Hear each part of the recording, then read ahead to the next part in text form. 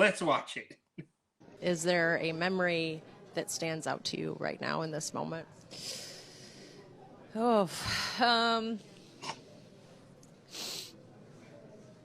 I mean, probably equal pay chance after the final. And I think, they were saying equal pay, but could have been saying a lot of things. I think this team has always fought for so much more, and that's been the most rewarding part for me. Of course, playing in World Cups and winning championships and doing all that, but to know that we've used our really special talent to do something, that's really like changed the world forever. I think that means the most to me, and the players in this locker room here. They're just getting started, and to all the players that I've played with, obviously, who know what it's like to be in the grind. That's the best part. The best part, she says, Eric, about winning World Cups and stuff is about changing the world. She didn't change the world. She complained until people had enough of her that they just threw money at. Oh, let's shut this girl up. Let's give them $30,000 each. We can afford it from the billions we make. And now she comes out. She's going to go to bed at night thinking that, she changed the world and she got equal pay, which it's still not equal because they don't make anywhere near as much as the men do for a reason. And you say, can we get one long-haired girl who doesn't look like Bill Nye the Science Guy? She doesn't. Let's get a girl that doesn't look like Jimmy Fallon. The reason why we can't do that, Eric, is because they have stuff to do. Megan Rapinoe doesn't have stuff to do when she goes home. She goes home. She probably gives a massage to a morbidly obese woman that's her girlfriend, and maybe she dabbles a little bit of veganism, maybe some crystals. She probably has a lot to do with her astrology readings, probably flipping to the back of the newspaper still because she's old school. She doesn't have anything to do. People who look like Megan Rapinoe don't really have stuff to do, Eric. And that's the thing that we're missing here. You get blue hair because she you kind want of looks people... like your Rick doll. That's fair. Yeah. People who have blue hair, just like people who have face tattoos, do it because they want you to look at them. This thing where everybody, we had to live through, where it's everybody to each their own, which of course is true, but everybody just does stuff because they like it. There is a reason why some people dye their hair blue. There is a reason why people, paint their face like a clown and get clown tattoos. It's because they want your attention and they're desperate for you to look at them and possibly have a problem with it so that they can complain about it. Oh, you're misjudging me based on what I look like. When you wake up in the morning and you think about how you want to present yourself to the world, whether it's a blue-haired soccer player, lesbian lady who, thinks that she should be paid for work she hasn't done, or you wake up in the morning, you're a guy who wants to wear a dress and thinks that nobody should have a problem with that, even though it's wildly irregular, it's because you want the attention and you want to have that battle. Without the battle in her life, Megan Rapinoe was just another soccer player who was attracted to the women on her team and probably made girls uncomfortable. But now, with the short hair, blue hair, and saying that they deserve more money than they actually get, she's become, this international superstar who goes on late night talk show and says Donald Trump's ruining the world.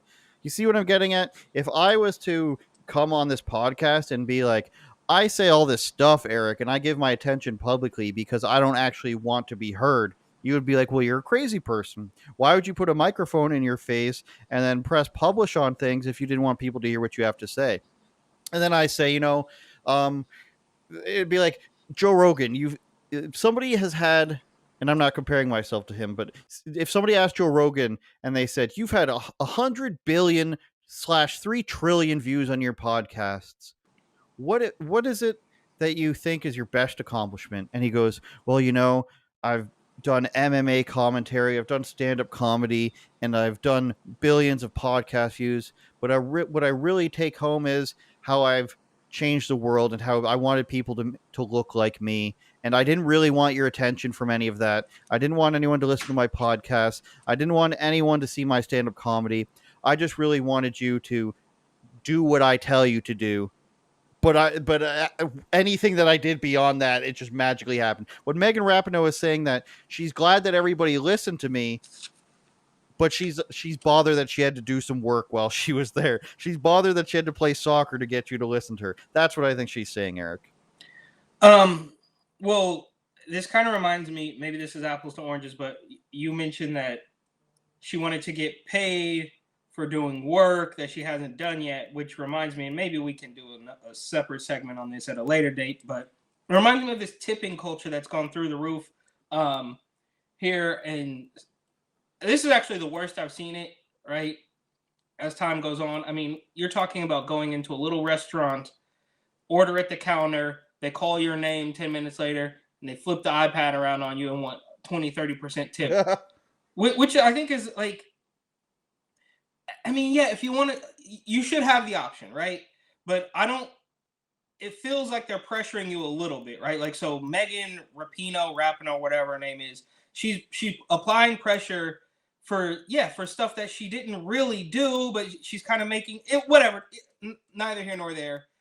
She wants the attention. She claims she doesn't want the attention, but she changed the world, and it's all a completely big mess. But more importantly, just to bring it back, as bad as this sounds, okay, you would be much more likely to at least get me to pay attention to you if you didn't look like a weirdo.